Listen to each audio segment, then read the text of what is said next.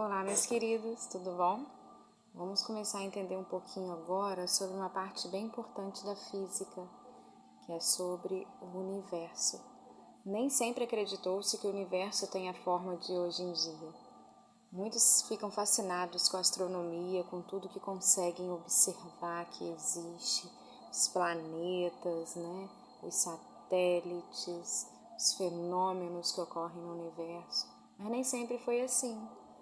Então houve um grande caminho a ser percorrido até chegar nas concepções que existem hoje através do universo, sobre o universo. Mas não se pode dizer que o homem sabe tudo, né? É impossível chegar a saber tudo, a complexidade de tudo que existe. Mas algumas coisas a física consegue explicar. Vamos ver um pouquinho do caminho, que foi percorrido até nós chegarmos às principais leis da física que regem o universo, que o ser humano já teve a oportunidade de conhecer. Vamos começar lá atrás, no século antes de Cristo, mais ou menos por volta do terceiro, quarto século antes de Cristo. Vamos falar um pouquinho de Aristóteles. Aristóteles ele foi conhecido por muito tempo como um grande pensador. E para ele, o universo ele era dividido em duas partes diferentes.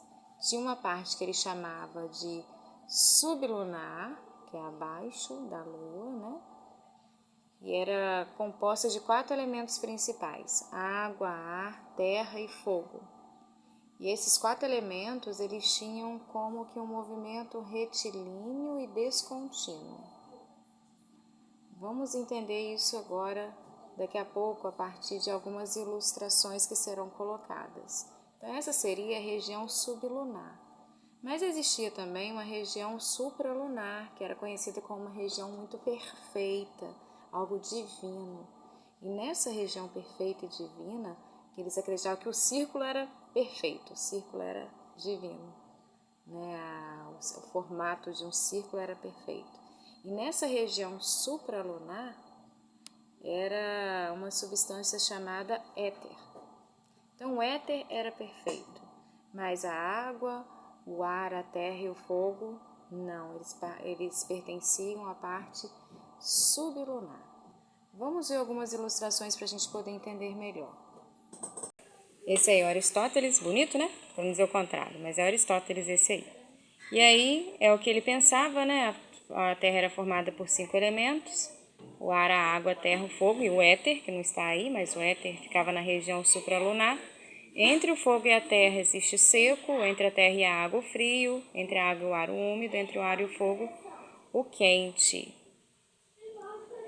Aí estão as esferas, representadas a terra, em volta dela o ar, em volta o fogo, em volta as esferas planetárias, as esferas das estrelas fortes e depois os movimentos primários.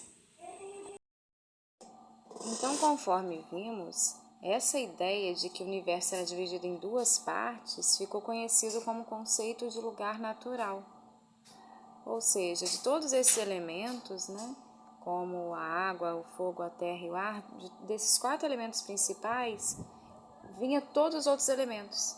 Nasciam todos os outros elementos a partir desses 4 principais. E a terra seria o centro.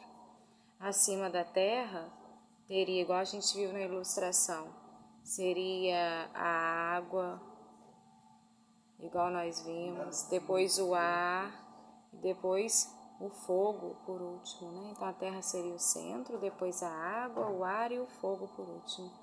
E cada corpo que existe ia ser enquadrado na esfera referente à maior quantidade desses 4 elementos. Se, por exemplo, um elemento tinha muito fogo, então ele seria enquadrado na esfera do fogo. Se tinha muita água na sua composição, seria enquadrado na esfera da água. Era desse jeito que ele pensava que era formado o universo. Então, para ele também, cada corpo só poderia estar em movimento se existisse uma força atuando sobre ele. Por exemplo, essa caneta aqui, para ela ter movimento, deveria ter uma força movimentando ela.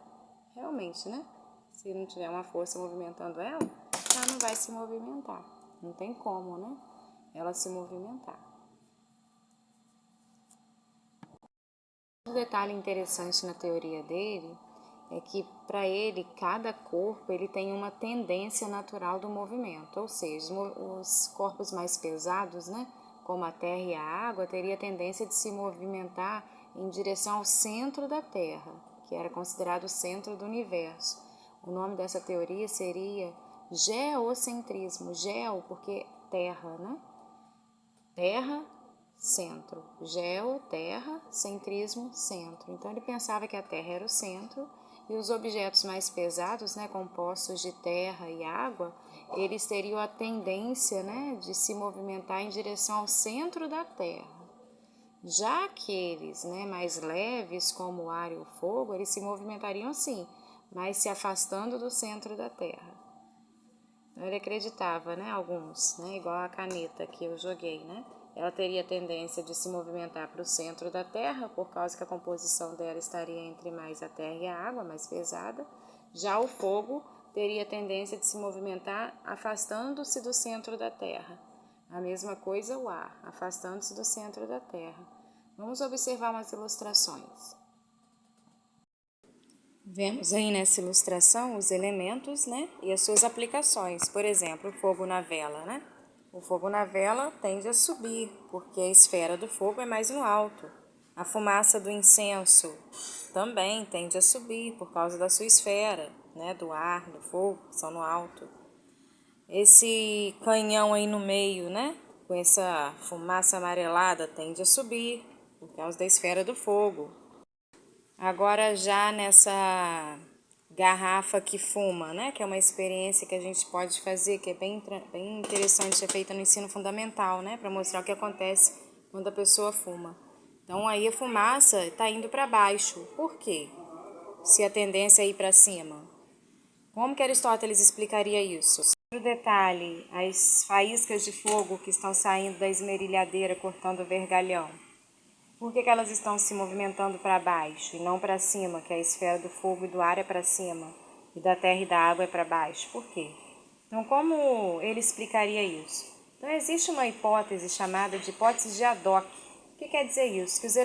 Isso quer dizer que os elementos terrestres são corruptíveis, ou seja, podem ter imperfeições, eles podem sair à regra, que é o que acontece com os elementos da parte sublunar, terra, água, ar e fogo.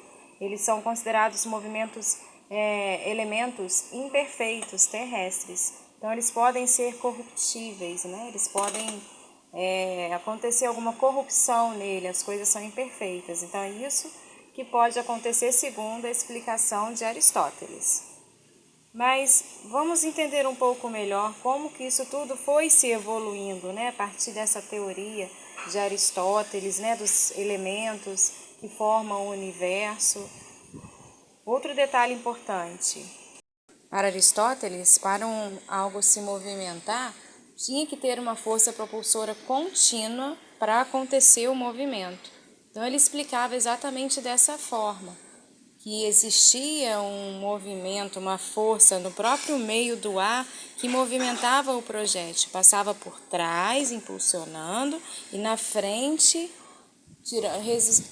trazendo um pouco de resistência, e ao mesmo tempo sustentando o movimento.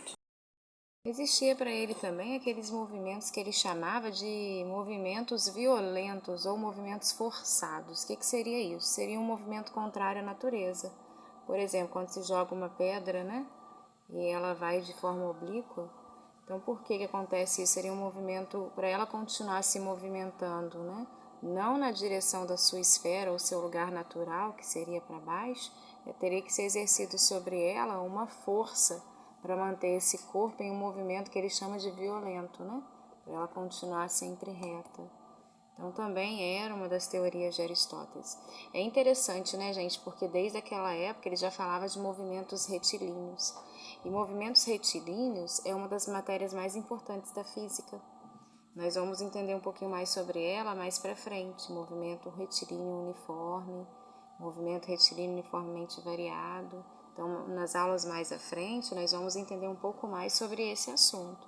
Então, vamos continuar aqui as nossas teorias sobre o universo, né, através desses filósofos e pensadores tão importantes. Vamos continuar aqui. Então, logo depois de Aristóteles, outros também continuavam pensando que a Terra era o centro do universo. A teoria do geocentrismo era muito aceita até pela igreja na época, né, que acreditava que o homem tinha que ser o centro de tudo, que a Terra tinha que ser o centro de tudo.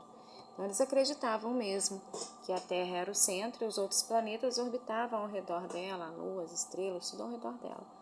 Vamos ver alguns desses conceitos agora em algumas figuras desses filósofos, né? Nós vamos ver Ptolomeu, o que ele pensava a respeito dessa teoria, mas com o tempo, né, a revolução foi aumentando, né, a revolução científica, e as teorias também foram melhorando. Depois nós vamos ver Copérnico, que ele já modificou um pouco o pensamento, né, dessa teoria geocêntrica para uma teoria heliocêntrica, que seria o Sol no centro. Depois veio Galileu Galilei, Johannes Kepler. Então nós vamos ver agora um pouquinho deles em algumas imagens, tá bom? Vamos lá ver as imagens agora novamente. Depois veio Ptolomeu, que continuou com a teoria do geocentrismo, que a Terra aparece como centro do sistema solar, igual vocês observam aí na ilustração. Vocês podem observar aí o modelo geocentrismo, a Terra no centro do universo. Logo depois veio Nicolau Copérnico. Ele mudou a estética do mundo porque ele defendia a teoria do heliocentrismo, porque o Sol, né, a maior composição dele é de hélio, então por isso heliocentrismo, Sol no centro. Então, embora ele tenha sido levantado por diversos pesquisadores, né, essa teoria, mas foi Nicolau Copérnico quem apresentou em 1530 esse modelo matemático após cerca de 30 anos de observações. Então, os principais conceitos dele apontavam para a Terra girando em torno de si mesma, como um dos 6 planetas conhecidos até o momento orbitando o Sol. Então, a teoria do heliocentrismo. Logo depois foi aprimorado por Galileu Galilei, esse homem aí, que ele é o criador do primeiro telescópio. Esse é ele a criação desse primeiro telescópio, né, chamado Perspicillum, que era um instrumento revolucionário na época, até para a ciência, porque ele contribuiu para aprimorar a capacidade de observação do olho humano, né, acerca do universo. E com esse aparelho ele conseguiu descobrir pelo menos 4 dos 69 satélites de Júpiter. Ele deu até um nome, Io, Calisto, Ganímedes e Europa. Hoje nós sabemos que são, né, parte desses satélites de Júpiter que foram descobertos com o tempo. Então Galileu, ele mudou de forma revolucionária a concepção do universo e ele teve como fazer isso através desse telescópio, né, a comprovação disso. Então nós vimos aí 2 teorias, né? O geocentrismo, a Terra no centro, e o heliocentrismo, o Sol no centro. É interessante, né? As ilustrações aí, a Terra é apresentada no geocentrismo como uma coroa, como se fosse a rainha. Foi uma teoria aceita pela igreja. E já o heliocentrismo já não era muito aceita pelas pessoas, tanto é que Galileu Galilei sofreu, né, bastante por difundir essa ideia. E é o Sol que é apresentado como o centro, né, do universo nessa teoria. Então, resumindo, Galileu, ele argumentou contra o modelo de Copérnico, porque ele falava que não existia possibilidade para o movimento da Terra. Até porque ele dizia, quando ele observava as nuvens, os pássaros, né, e os corpos acima da superfície da Terra, ele dizia que eles não poderiam jamais acompanhar o movimento da Terra. Já Galileu, não. Ele já rompeu com a física de Aristóteles e acabou também aprimorando esse pensamento de Copérnico, porque ele disse, sim, que os corpos acima da superfície da Terra podem acompanhar o seu movimento, porque eles tendem a manter o seu estado de movimento. O que seria isso? Ele já estava introduzindo uma das principais leis que surgiram na física através de um outro cientista que nós vamos estudar um pouquinho mais à frente, que foi Isaac Newton. E a primeira teoria dele foi a da inércia, que está bem relacionada com isso que Galileu falou. Mas isso é uma matéria mais para a gente discutir na nossa próxima aula, tá bom? Um beijo a todos, espero que tenham entendido um pouco dessa abordagem histórica sobre as teorias do universo e vamos nos aprofundar cada vez mais no mundo da física e de tudo que é certo. Um beijo para todos, tchau! Vejam agora algumas concepções sobre como a Terra era sustentada no espaço, como era o universo.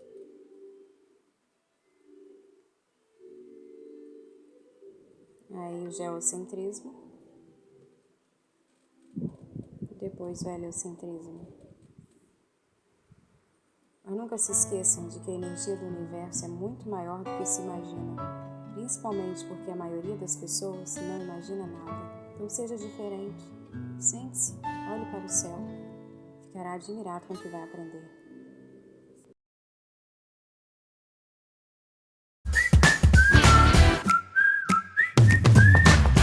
Durante muito tempo foi a Terra que permaneceu parada, enquanto todo o universo girava ao seu redor. Esse é o geocentrismo. Terra ou Géa, também nome de origem mitológica para a Terra, parada no centro do universo. O geocentrismo da antiguidade pode ser resumido através do modelo apresentado por Cláudio Ptolomeu, astrônomo e matemático grego que no século II detalhava sua visão do cosmos com esferas e estruturas matemáticas conhecidas como deferentes, epiciclos e equantes. Mesmo antes de Ptolomeu, houve quem defendesse a ideia do Sol ser o centro de tudo, como foi o caso do filósofo Aristarco de Samos, que viveu entre os séculos 4 e 3 a.C. Mas essa linha de pensamento não foi em frente e a Terra permaneceu no centro do universo. Só no século XV, Nicolau Copérnico, que era um clérigo interessado em matemática, retomou as ideias nas quais o Sol ocupava o centro do universo e os planetas giravam em esferas imaginárias com as estrelas fixas, logo após a esfera de Saturno. Muitos contemporâneos de Copérnico não ficaram satisfeitos com seu modelo para o universo, porque além de tirar a Terra do centro, não oferecia explicações satisfatórias para todos os movimentos observados. Com algumas alegações consistentes ou não, as ideias sobre o heliocentrismo foram lentamente se desenvolvendo, e em finais do século XVI e início do século XVII, Tycho Brahe, Johannes Kepler e Galileu Galilei, entre outros, recolocaram o Sol no centro do universo.